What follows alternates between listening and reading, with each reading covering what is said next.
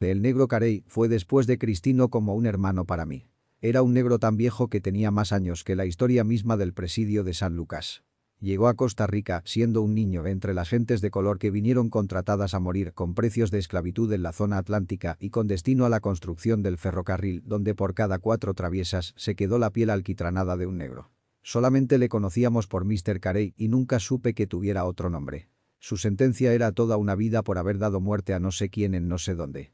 Era un negro alto como 2 veces mi tamaño, de piernas largas y fuertes, cruzadas de venas como los criques que llevan el agua a los bananales en la zona de donde él venía. Cuando caminaba lo hacía encorvado como si su cuerpo alto y delgado de Verolís estuviera en contraste perenne contra el equilibrio.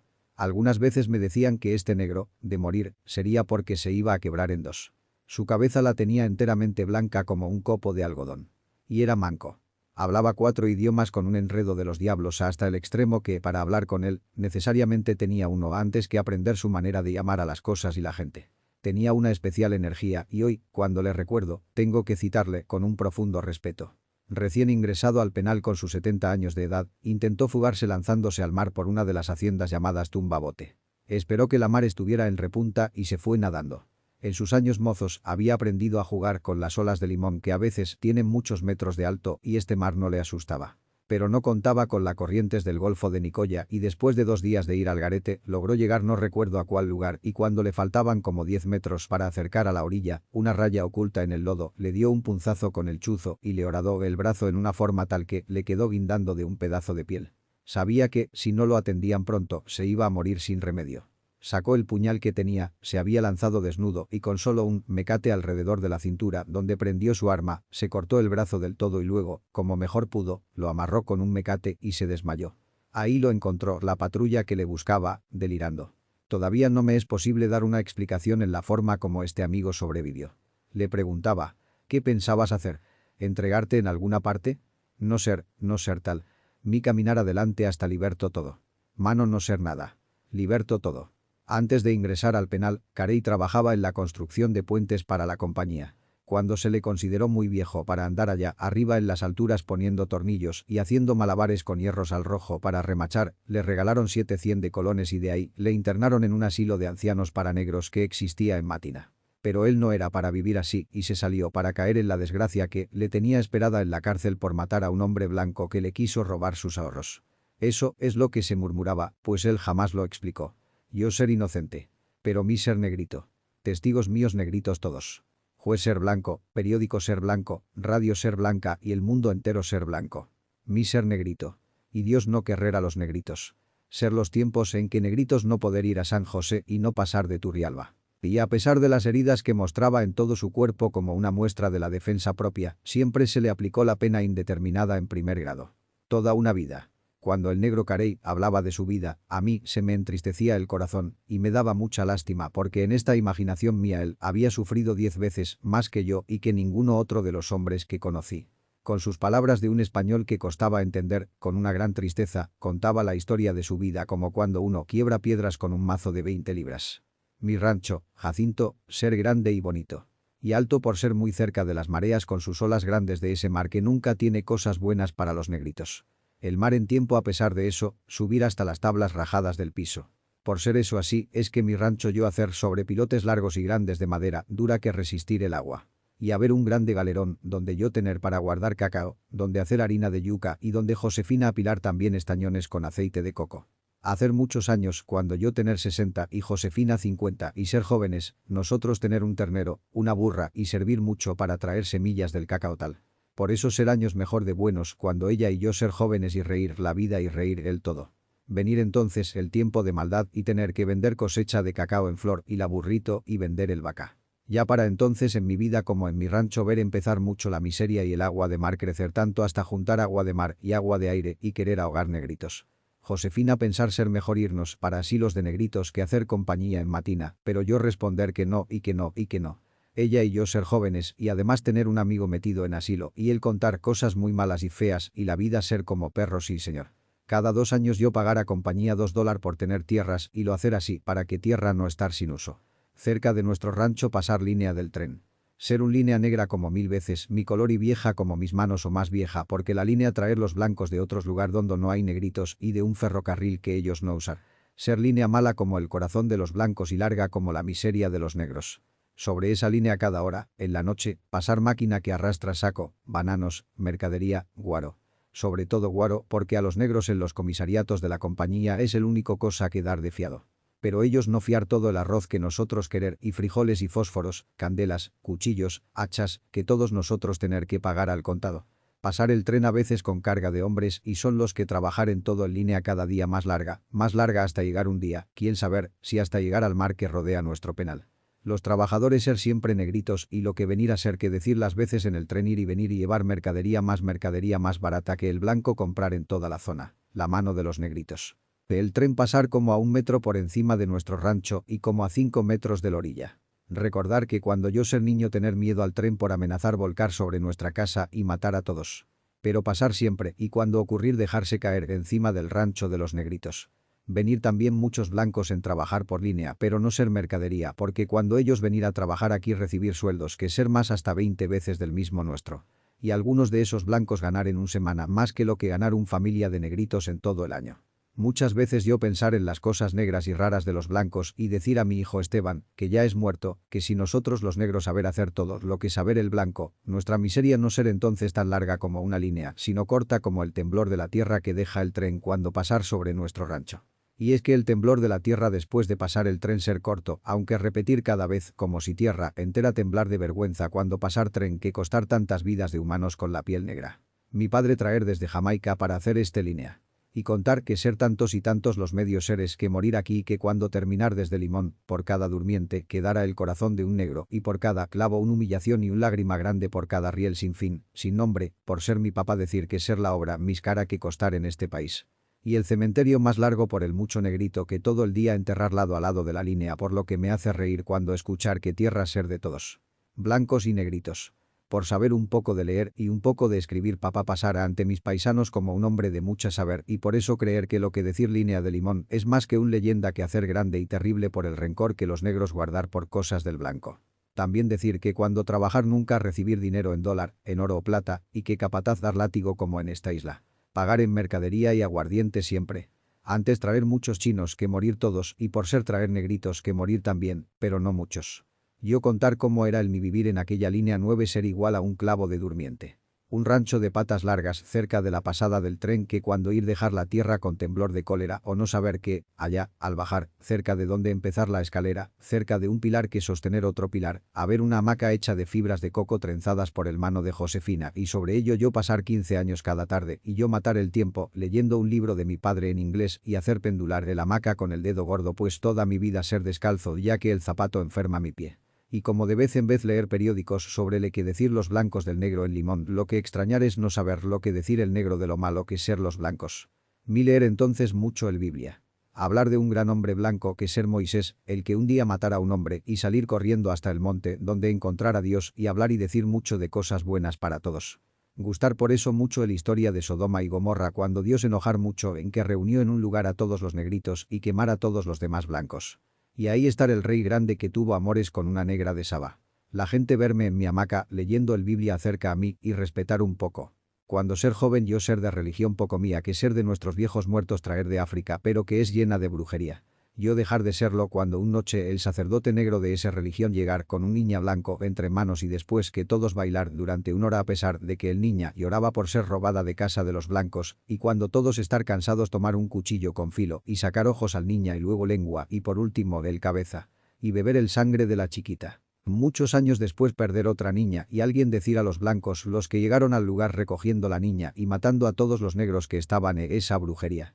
Entonces negritos acusarme de ser delator y decir al policía, pero nunca hacer eso. Mi mujer Josefina contar cuando la conocer que estar rondando por el mundo desde la edad de 10 años y que no tener papá ni mamá ni un nombre a tal edad. Pero llegar a una casa donde criar caballos y haber un potranca bonita que llamar Josefina y así poner a la niña por siempre. Así llamar hasta el día en que enterrarla. Ella Josefina al igual que yo Carey y nada más. Cuando conocer yo a ella era mujer muy hermosa. Al cumplir los 14 años su patrón la usar como mujer y que cuando llegar algunos hombres blancos él se la prestar para pasar un noche. Después fugar del casa hasta encontrar conmigo. Nosotros tener hijos que se nos morir. Y ya vieja ella morir y yo enterrar. Después yo estar muy enfermo y en los puentes me faltar la vista, por lo que la compañía pensionar e ir a vivir al asilo de ancianos donde ya no estar bien y fugar. Entonces yo tener mi finca con mata de yuca, mata de banana y mata de marihuana, que siempre a mí gustar mucho fumar. Y tener un chancho. Y entonces pasó lo que pasó, aunque yo hacer en defensa propia, pero el juez blanco no creer. Y pasar a mí lo mismo que todos los negritos, que no tener abogado ni dinero. Y así el tren amarrado con cadenas traer hasta aquí y ser así todo en la vida mía. No he logrado imitar esa forma ingenua y sencilla que tenía Carey, pero al menos espero que usted me haya entendido, ya que su palabrerío era extraño y solamente sus viejos amigos le entendíamos bien. Él era como el otro, gemelo de mi amigo Cristino. Para Carey la vida era mala. Allá fuera del presidio el vida ser mala y ser más. En el tiempo en que tomé parte de la aventura con Carey estaba de comandante un tal Chico Guardiola. Era uno más de los tantos comandantes que conocí. Indiferente a todo lo que no fuera recibir el sueldo y hacer los ojos a un lado para que perseverara toda clase de miseria en el penal. Trabajaba en ese tiempo en Hacienda Vieja, uno de los destinos, junto con el negro Carey. Se iniciaba un método de cercar tierras y nuestra labor era desenrollar el alambre viejo que traían los angarilleros, compañeros que andaban con una angarilla por toda la isla y hacían las veces de bueyes con sus cajones cargando de todo. Desde arena hasta comestibles de un destino al otro. Siempre me gustó mucho visitar Hacienda Vieja y lo hacía para revivir viejos recuerdos y pasar horas y más horas escuchando el caer de la única cascada que existe en toda la isla y que remeda a una catarata de verdad. Esta, aunque es en miniatura, tiene todo el encanto con su chorro tamizado por el arco iris y envuelto en una bruma de todos los días. Allá, frente a la playa de Hacienda Vieja, mirando al mar, rumbo al sur y a una distancia de 2 o 3 kilómetros, se encuentra la casa de Nicoya y por lo tanto la libertad. En días de calma, cuando la marea está llena o en plena vaciante, hasta nuestra isla llega al palabrerío de la gente que vive allá al otro lado de unos ranchos que mirados desde aquí, remedan un portal. Se escucha el llorar de los niños, la voz del viejo espantando un perro, el dulce canto de una chiquilla y el pausado tableteo al remar del bongo que al final choca su maderamen sobre las piedras destartaladas formadas por el muelle improvisado. Hasta se escuchaba el cacareo intermitente de la gallina avisando que ha puesto un huevo. Qué lejos está la libertad.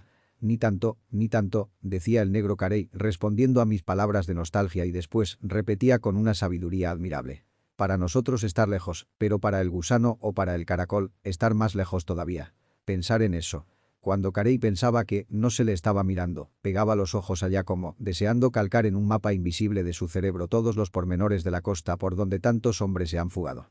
En el centro del brazo del mar que separa nuestra tierra, hay una isla pequeña que se llama Cocineras.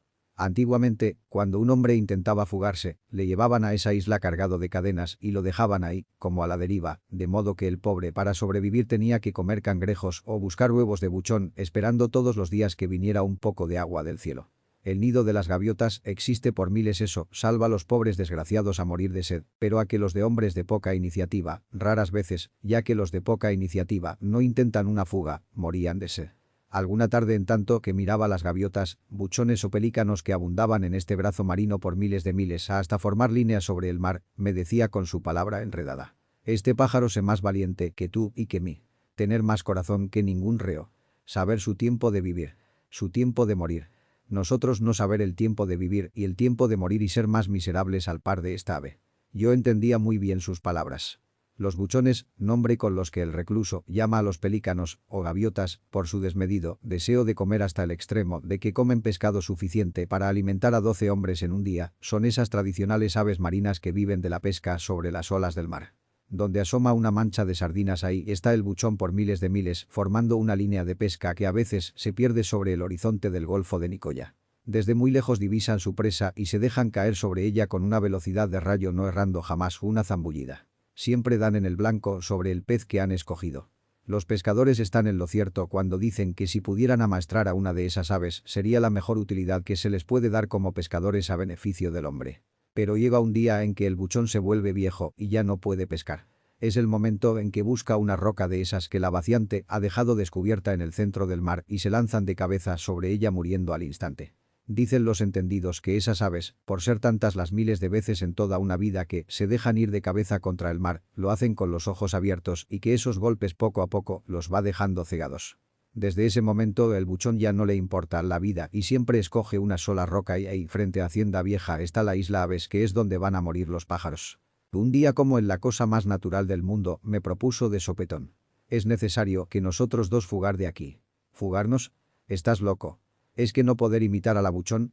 Pero el buchón saber nadar, nosotros no, en el mar haber miles de animales que no saber nadar y vivir solamente hay. ¿Cómo es eso? Fácil.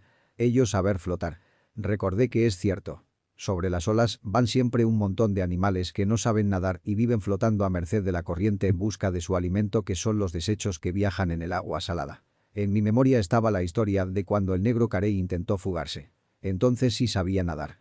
Ahora ya no podía. Ni lo puede hacer nadie con una cadena.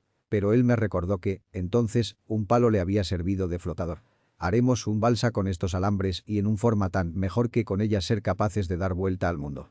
Todos los días desde ese momento repetía su invitación. No era una buena idea.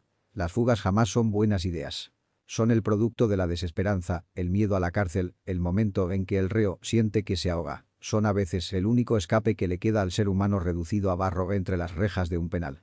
Pero si bien era cierto que no era una buena idea, me di a pensar que tampoco era una idea mala. Cada media hora se asomaba el soldado al lugar donde nosotros estábamos trabajando y un poco más alejado estaba el cabo de vara. Era como lanzarse de cabeza imitando al buchón al decir del negro Carey. No era una buena idea, pero sí endiabladamente tentadora. Creo que en la historia entera del presidio jamás hubo una fuga con la característica que se imprimió en nuestra acción. Yo cojo y Carey manco, y a más de carecer de una mano estaba medio inválido, aquejado por el reuma al extremo de que no podía ni enderezar el cuerpo y con una llaga tan terrible en una de sus piernas que fue necesario pasarle la cadena a la otra. Se acercaban los tiempos del invierno y se estaba haciendo necesario cercar los potreros para hacer divisiones a los apartes, sembrados de millo para la fábrica de escobas y, de modo que algunos días nos quedábamos hasta las 7 de la noche en Hacienda Vieja desenrollando el alambre desgastado y anudándole hasta hacer tiras firmes. Nuestro pensamiento era que a las 7 de la tarde sería posible desaparecernos y tendríamos así una hora por delante antes de que se iniciara la persecución, montaña adentro.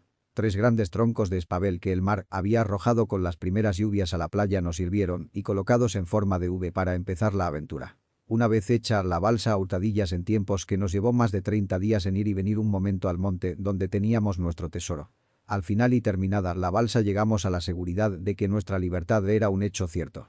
Carey, que era experto en las cosas del mar, esperó hasta que la marea estuviera al punto, o sea en el momento oportuno en que pronto a iniciarse la resaca, ésta nos lanzara al centro del mar para que después la creciente nos fuera sacando poco a poco hasta la tierra. No era necesario remar ya que con un timón improvisado se gobernaría la balsa.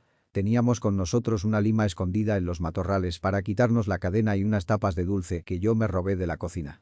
Con dulce y tallitos de hierba tierna pensábamos sobrevivir en la montaña hasta llegar no sabíamos siquiera a dónde. Pero para nuestra desgracia un viento norte nos dio de costado. Era de esos vientos que cuando azota sobre el golfo interrumpe hasta la navegación haciendo imposible la descarga de los grandes barcos en el muelle de Punta Arenas. Cuando 1000 olas pasaron sobre nuestra cabeza sentí que el mundo se terminaría ahí mismo y tragué agua con sal suficiente como para purgar a un caballo. Cada instante pensé que el mar nos iba a tragar con todo y balsa, pero ambos nos agarramos bien duro a un par de argollas de alambre que hicimos pensando en esta situación. Luego se nos vino otra dificultad. Los tiburones que hasta entonces no habían aparecido por parte alguna, vinieron de la mano del diablo y rondaban la balsa. Y lo hacían tan atrevidamente que nos era necesario tomar una punta de nuestras cadenas y pegar duro sobre sus cabezas porque intentaban darle vuelta a la balsa. Y algunos tenían tan cara de malos que no dudé por un momento que de caer al mar nos iban a tragar con cadena y cuerpo. Todo era oscuridad y las cadenas al chocar contra los alambres de púas daban al momento un sonido lúgubre que acentuaba nuestro miedo. Al menos el mío, pues el miedo de Carey no se asomaba por ningún lado y me decía a gritos que al llegar a tierra lo primero que íbamos a hacer era limar nuestra argolla para quedar libres de la cadena y lanzaba al mismo tiempo maldiciones contra el mar, los tiburones y la cadena. Pero la verdad es que en ese revoltijo ni siquiera podía saber si la corriente nos llevaba para adentro alta, si nos sacaba a la playa de nuestra ilusión o íbamos de retorno a la isla maldita. En esos instantes imaginábamos que en la isla todo sería revuelto en nuestra búsqueda y así era. De un momento a otro, una ola tan grande como la oficina del comandante nos tomó por los aires y cuando nos dimos cuenta, estábamos sobre unas rocas con el cuerpo lleno de dolor. Era la tierra. Ni siquiera tuvimos la oportunidad de estrenar la lima. Regresamos en un bote bien custodiados al presidio. No hubo maltrato. No hubo insultos. Seguramente el jefe de cuadrilla dijo para sí mismo: pobre par de inválidos. Nos había encontrado vencidos debajo de unos matorrales. Habíamos perdido el coraje y nuestras pobres fuerzas eran inferiores al peso de la cadena. Por una extraña acción de esas que a veces el reo no puede explicar por ir contra todas las reglas, el jefe de la guardia que nos encontró, en vez de pegarnos un tiro, obsequió cigarros y un pedazo de dulce más una media buena botella de agua fresca. Luego miró a nuestras cadenas y después de un pequeño examen y ver que estaban intactas, se fue a sentar en una esquina del bote. El mar iba sereno, y ya estábamos abocando a la bahía que es la entrada a San Lucas. Carey no hablaba nada desde el momento de su captura. Observaba obstinadamente al vaivén del remo que se hundía en el mar y de momento a momento miraba su cadena que descansaba como una culebra que duerme. Tomando de sorpresa a los soldados, se lanzó al mar. La única persona que lo pudo impedir fui yo, pero no lo hice. Todo fue tan rápido que cuando los soldados se movieron para rescatarlo ya lo único que quedaba era un puño de burbujas que brotaba desde el fondo del mar ahí con una profundidad de 50 metros. El peso de la cadena lo arrastró hasta el fondo. El jefe de la guardia ordenó a los remeros parar. 2 soldados me agarraron creyendo que iba a imitar el gesto de Carey. El jefe de la guardia, al ver lo imposible de rescatar al negro, hizo otro gesto extraño. Se puso de pie y quitándose la gorra saludó al lugar donde Carey fue tragado por las olas y luego ordenó continuar. Yo volví la mirada al lugar donde quedaba mi compañero de fuga.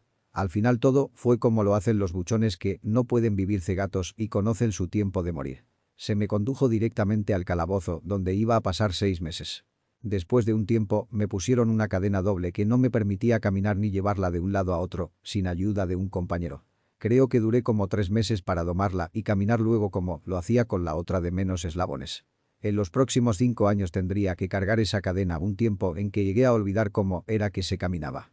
Algunos muchachos admirados de nuestra aventura intentaron también fugarse. Siempre que una fuga tenga éxito o no, despierta en el presidio un deseo de escape de todos los demás. Unos logran la libertad, otros no. No se sabe. El mar no suele contar si los hombres que en su desesperación se arrojaron en sus aguas lograron éxito, o por el contrario. Pero cuando un reo intenta una fuga imposible y lo logra a medias como nosotros, un intento de rebeldía corre por todos lados hasta formar escuela de fugas. Cuando los jóvenes preguntaban sobre nuestra acción, tenía para ellos la siguiente recomendación. Lleven un poco de carne de tiburón descompuesta y se la atan al cinturón cuando se lancen al mar. El olor descompuesto de esa carne hace huir a sus hermanos y no se olviden de llevar unos cuantos limones para chupar por si les es imposible ganar la costa y las corrientes del Golfo empiezan a llevarlos de aquí para allá. Si alguna parte del cuerpo se les llega a calambrar, que el compañero le dé duros golpes en el lugar del calambre para después ponerse a flote y no perder la serenidad ni un momento. Y para las tintoreras, sierras, gavilanas, ¿qué es bueno? Para esas fieras y la tormenta del mar, rezar. Un sol alumbró toda la mañana. Y esa luna rodeada de estrellas ya no fue tan negra como antes. Y ese sol que rodeó con yema de huevo la mañana también fue tiñendo de rosa, de malva, de lila nuestros corazones hasta que el nombre de San Lucas fue eco de dolor y de angustia por todos los caminos de la patria. Fue un sol de sangre, pero siempre el preludio de una vida caliente y diferente. Creo que así empezó todo.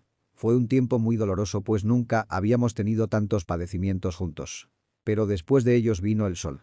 Se conocen en la historia del presidio como los días en que una sombra de muerte se nos vino encima. El domingo por la mañana cuando hacíamos fila para ir al trabajo, uno de nuestros compañeros se vio precisado por una obligación intestinal repentina. Solicitó permiso para salirse de la fila, pero el cabo de vara le respondió. No tenemos tiempo, ¿qué hacías hace un rato? Cágate ahí. El compañero, sin más decir ahí mismo bajó su pantalón, se inclinó y por el recto le salió un chorro de sangre negra. Ya no le fue posible levantarse. Una fiebre muy alta le mató esa misma noche. La diarrea era enfermedad común. Donde el hombre no ve un pedazo de carne, un vaso de leche, solamente frijoles y frijoles con una papa cada mes, es lógico que cualquier cosa que coma extra le cause vómitos y diarrea. Pero al día siguiente hubo consulta entre el médico de la herrería y el señor comandante. La cuadrilla empezó a reportar que algunos hombres se veían atacados de dolores intestinales y ya no se lograban levantar. 3 días después el número de muertos se elevaba a 30. La cuadrilla de los enterradores no daban abasto y fue necesario darle un refuerzo. Ellos mismos cayeron muertos sobre las tumbas que abrían y vinieron nuevos enterradores. Y era el puro verano con esos soles de bochorno que algunas veces uno siente que le hace hervir y que le ha de cocinar el corazón. El estado de los pozos abiertos donde caían toda clase de bichos, el agua estancada, la poca alimentación, los paludismos, todo eso había preparado el camino a lo que se nos vino encima. La peste de las aguas negras. Hasta los hombres más viejos y ya bombardeados por toda clase de males cayeron enfermos. Se buscaban palos de limón agrio a los que se les quitaban los frutos, las hojas, corteza y por último sus raíces con afanes de hacer cocimientos que evitaran esa visita de la muerte que producía cada día un mínimo de 10 muertos. Después de triturar las raíces del limón, se hizo lo mismo con el árbol mismo, el que triturado se hervía y servía a los reclusos en tarros con un pedazo de dulce. Eran remedios de la desesperanza. Se envió un bongo para solicitar ayuda a Puntarenas, pero las noticias que llevaron los hombres eran tales que las autoridades llenas de horror no solamente se negaron a venir, sino que prohibieron el desembarco del bongo, obligándole a regresar a la isla. Un segundo bongo se mandó con órdenes terminantes de insistir sobre la compasión de los puntarenenses, pero el bote lleno de soldados desertó. Había en el presidio hombres que marchaban al excusado a dar del cuerpo y ahí se quedaban con el fondillo al descubierto. Los que padecían anemia, la enfermedad azote del reo por generación sin cuento, eran las víctimas más propias del mal. Pero después se volcaron en general todos, sin distinción de condición física, raza, edad. Los hombres terminaban echados de cualquier manera sobre una pila de excrementos ya que no lograban llegar ni siquiera al interior. La mano y la piel de los hombres se volvió de un color tan amarillo como si fuera teñida con zumo de limón dulce. Un temblor perenne agotaba el cuerpo y el sudor bañaban la espalda. Y de un momento a otro, para empeorar las cosas, empezó a faltar el agua. Un día amaneció muerto el capitán de la guardia y esa misma tarde cayeron enfermos 3 soldados. El comandante del penal salió huyendo y dejó el mando en manos del teniente mayor. Era un cuadro de espanto ver a los compañeros agarrándose el estómago y revolcándose de dolor en el suelo. Las cocinas dejaron de trabajar cuando cayeron enfermos los cocineros. Las aves de rapiña integradas por bandas de nosotros mismos se dieron al vandalismo en forma de robar las pocas pertenencias de sus compañeros o violar a los muchachos muy jóvenes que ya no se podían defender. Los soldados con el teniente al frente abandonaron el penal y cavaron una trinchera a bastante distancia desde donde nos vigilaban sin acercarse por temor al contagio. Cuadrillas de enfermeros improvisados recogían cáscaras de cualquier cosa que fuera amarga y la hervían, tomándola con la vaga esperanza de ser intocables por la enfermedad o curarse de ella, en cuanto se presentía que ya les llegaban los calambres, los vómitos, los dolores intestinales. Fueron 2 meses en que los reos se murieron todos los días. Por último, las cuadrillas de enterradores, ya sin guardias cerca, optaron por no enterrar a los muertos y entonces los hombres se pudrían al sol. El cielo de un azul muy puro se pobló de zopilotes que descendían a pulular sobre los árboles y las palmeras. Sobre los tejados del penal otra cuadrilla de esos pájaros devoradores de la muerte esperaban con las alas abiertas y bastaba con que un hombre cayera muerto en algún lugar del campo distante para que de inmediato con el calor en el cuerpo fuera devorado. Sobre los moribundos también se lanzaban huyendo cuando el hombre en su último gesto de voluntad movía un brazo para ahuyentarlos. Las moscas se multiplicaron en tal forma hasta alcanzar millones. Algunos de los hombres acorralados por el miedo se sintieron enfermos y se morían del solo susto. Pero todavía algunos nos resistíamos a morir y a los que por una extraña ironía de la vida ni siquiera nos tomaban los mareos. Estábamos sanos. Yo propuse que hiciéramos una cuadrilla para ayudar a los que estaban más enfermos y hasta para imponer un poco de orden. En los últimos días los sanos y dado que en las cocinas no había leña, ni modo de ponerlas a funcionar ya que para traer la leña era necesario pasar el círculo de la trinchera formada por los soldados, y era prohibido, entonces devorábamos los alimentos crudos. El maíz, los frijoles, el arroz cuando se lograba. Todo eso bajaba con un poco de agua. A los enfermos les dábamos de eso mismo, formando una masa que se machucaba con piedras hasta hacer polvo y luego agregar el líquido. Hasta el mismo cabo de Vara Mitajuana, que era tan perverso y al que no atacó la enfermedad, se comportó como si dentro del pecho llevara un noble corazón. Y lo observé luchando por dar a los agonizantes una poción de agua amarga o ayudando a algunos a tomar un poco de movimiento. Hubo muchos reos, los más, que ayudaron al compañero enfermo. Y con estos mismos logramos poner a funcionar la batería de cocina y en esa forma medio cocinamos frijoles cuyo caldo se lo dábamos a los que podían tomarlo o a los que la fiebre no había logrado matar y se encontraban convalecientes. Encontramos hasta un pillo que armado de un alicate andaba sacando los dientes de oro a los enfermos que no se podían defender, por lo que nos vimos en la necesidad de darle una tan grande paliza que se murió y eso vino a poner un poco de orden entre las fieras que esperaban no más que un pobre desgraciado perdiera el conocimiento para caerle encima. Y entonces así, de repente, un sol de rosa y malva se proyectó sobre esta sarmentosa isla presidio. En ese momento en que la fiebre atacaba más y mejor y que de 700 reclusos ya no quedaban ni 200, en mitad de esta furia, vimos una mañana, así, de repente, que al penal se acercaba una lancha de motor. Una comisión de soldados acudió a recibir esa lancha al mismo tiempo en que por una orden del teniente se prohibía el arribo de la misma. Pero los de la lancha no hicieron caso de la orden y amarraron al muelle. La primera persona que descendió fue una dama de entre 30 o 40 años. La siguieron otras dos mujeres jóvenes y un médico. Luego los marineros sacaron cajas y más cajas que iban apilando sobre las piedras del muelle. El comandante había ido a presentar su renuncia y en esta embarcación venía también el nuevo comandante de apellido Campos López, que fue el primero entre los comandantes al que se le adivinaba un corazón en mitad del pecho. La señora se echaba de ver que junto con sus acompañantes eran damas de buena sociedad. Preguntaron que dónde estaban los enfermos y seguida de las otras mujeres y el doctor entró al disco donde tirados, arrastrados, delirando, en fin, en un espectáculo deprimente, estaban los reos condenados a morir por la fiebre de aguas negras. Las cocinas empezaron a trabajar a todo tren. Nos obligaron a bañarnos. Quemaron los muertos. Cargamos cubos con agua del mar y lavamos todo el penal. El mismo señor Campos López, el comandante nuevo, nos ayudó sin temor alguno a las enfermedades. Durante 3 días las señoras se multiplicaron en atender a los enfermos con sus propias manos sin hacer caso de un posible contagio. Al final de cada día, agobiadas de calor, se retiraban a sus habitaciones. Y si en altas horas de la noche se les avisaba que un reo estaba agonizando, de inmediato se levantaban a cuidar de él. El señor López y esas 3 damas se portaron como nunca había observado que se tratara a un ser humano dentro de un presidio. Al fin llegó un día en que no se anotó ni una muerte. Todo empezó en calma. La muerte había arrebatado a la mayoría de la población penal. Un grupo de 100 o 200 hombres con los ojos todavía de miedo, enfermos, deambulaban por la orilla de la playa. Nos mirábamos los unos a los otros sin atinar a pensar cómo nos habíamos salvado. Fue el último ataque de fiebre que recibió la isla de San Lucas y también la última página de horror y de tragedia que presencié. La dama se llamaba doña Joaquinita y era esposa de un gran político de San José. Se había enterado por casualidad de la situación pasada por los reos de San Lucas y convenció a su marido, no solamente para que interviniera ante el gobierno para que nombraran un comandante humano, sino para lograr ella misma venir en ayuda de los infelices reclusos. Se interesó en los tiempos pasados en la isla. Hizo recomendaciones sobre higiene y manera de tratar a los reos. Se enteró de que los hombres ahí acorralados jamás habían conocido un día bueno. Desde entonces data la fecha en que nunca más volvimos a trabajar los domingos.